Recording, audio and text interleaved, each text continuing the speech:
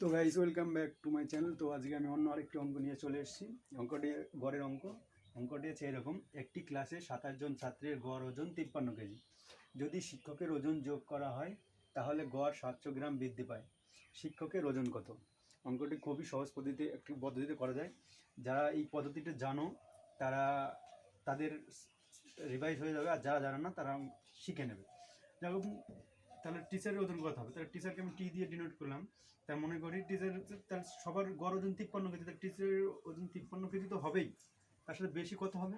না, বেশি হবে এই 700 গ্রামটাকে যদি আমি কিলোগ্রামে নিয়ে যাই, তাহলে এই 700কে যদি আমি 1000 দিয়ে ভাগ করি তাহলে এটা কত হবে? 0.7 কেজি।